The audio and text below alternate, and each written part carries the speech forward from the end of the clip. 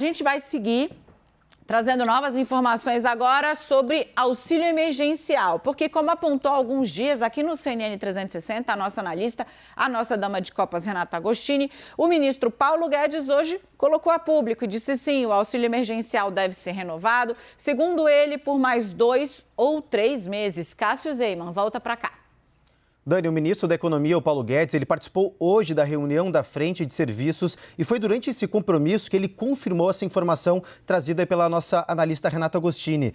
Paulo Guedes disse que o governo vai estender o auxílio emergencial por pelo menos mais 2 meses. Em seguida, segundo o ministro, esses beneficiários do programa entrariam então direto no novo Bolsa Família. Quem vai trazer mais detalhes para a gente sobre essa fala do ministro é a repórter Tainá Farfã, que acompanha esse assunto e tem todos os detalhes para a gente. Oi, Tainá, boa noite para você. Oi, Cássio, uma excelente noite para você e para todo mundo que acompanha a gente aqui no CNN 360. Pois é, a gente adicionou esse assunto aqui na CNN, a gente adiantou esse assunto aqui na CNN e foi então confirmado pelo próprio ministro da Economia, Paulo Guedes. Ele ainda disse hoje à tarde em um evento do Bradesco em Londres que todos os governadores estão dizendo que a população adulta vai ser vacinada até setembro, mas que se não for, ele vai sim prorrogar novamente o auxílio emergencial. Então, a princípio, o que a gente tem? A confirmação de prorrogação do auxílio emergencial por mais 2 meses, pelo menos até setembro, que segundo ele seria o suficiente para poder vacinar toda a população adulta. E esse seria, segundo ele, essa seria uma espécie de transição para o novo Bolsa Família. Ele ainda comentou nesse evento que você trouxe aí, um pouco mais cedo, ele voltou a falar sobre o lançamento do bônus de inclusão e capacitação, BIP e o BIC, que seria para incentivar a contratação de jovens pelas empresas. Mas aí, nessa fala dele, ele reduziu um pouco o valor desse benefício, que seria reduzido de R$ 300, que ele já havia comentado, para R$ 275. Segundo ele, pelo menos 2 grandes empresas já estão em contato com o governo com a intenção de contratar pelo menos 30 mil jovens por meio desse benefício. Vamos ouvir então um trecho do que disse o ministro da Economia, Paulo Guedes, sobre essa prorrogação do auxílio emergencial. Possivelmente nós vamos estender agora o auxílio emergencial, mais 2 ou 3 meses, porque a pandemia está aí. Os governadores estão dizendo que em 2 ou 3 meses a população brasileira adulta vai estar toda vacinada, então nós vamos renovar por 2 ou 3 meses o auxílio, e logo depois entra então o Bolsa Família, o novo Bolsa Família, já reforçado. Então eu diria que o Brasil está encontrando o seu caminho. Vem para cá, então, a nossa dama de copas, Renata Agostini. Semana passada, a Renata trouxe a modelagem que estava em discussão no Ministério da Economia. Se você não acompanhou lá, eu rememoro aqui rapidinho para ela ter também bastante claro aí o trilho da informação que ela nos trouxe até a gente chegar hoje. Então, Renata trouxe as modelagens que estavam em estudo.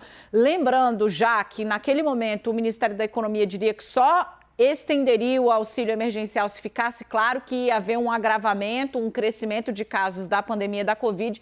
E agora vem de público o ministro, Renata, confirmando, então, a modelagem que você havia trazido para a gente cerca de 10 dias atrás. É isso, naquele momento, o que diziam os integrantes do governo? Informação que se confirma agora, até 15 dias para se ter certeza sobre quanto tempo será necessário de prorrogação do auxílio. O que aconteceu é que essa curva de contágio ela não está cedendo, a gente vê a pandemia ainda num nível bastante preocupante e integrantes do Palácio do Planalto e da equipe econômica entendem nesse momento que é inevitável que a prorrogação aconteça. O ministro fala em 2 meses ou 3 meses. Boa parte da equipe econômica advoga por uma prorrogação de 2 meses, isso também ecoa no Palácio do Planalto, mas há sim um entendimento de que uma prorrogação por 3 meses dê um pouco mais de tempo para que a vacinação avance de tal forma que o governo tenha um discurso para colocar na mesa de que levou o auxílio até ali quase o final do público-alvo da campanha de vacinação. Os valores, como a gente contou aqui, a ideia é que seja uma continuidade do que já está nesse momento em vigência. Dani.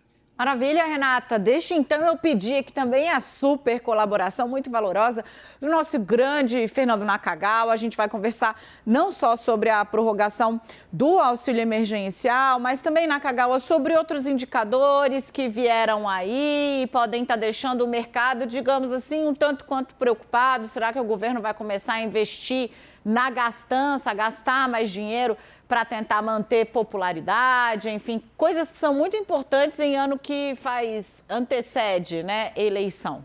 Esse passa a ser um tema, Dani. Efetivamente, nas últimas horas, a gente começa a ouvir aqui e acolá alguma preocupação, algum desconforto com relação a isso. Sobre o auxílio emergencial, ele é importante. Dezenas de milhões de brasileiros vivem atualmente numa situação bastante ruim do ponto de vista financeiro, sem dinheiro, sem renda, e é preciso, sim, dar um apoio financeiro a essas famílias. Então, sobre isso, o mercado financeiro não mostra nenhum tipo de desconforto. O problema é pensar sobre as razões que fizeram com que o discurso da equipe econômica, o discurso em Brasília, mudasse com relação à continuidade do auxílio emergencial.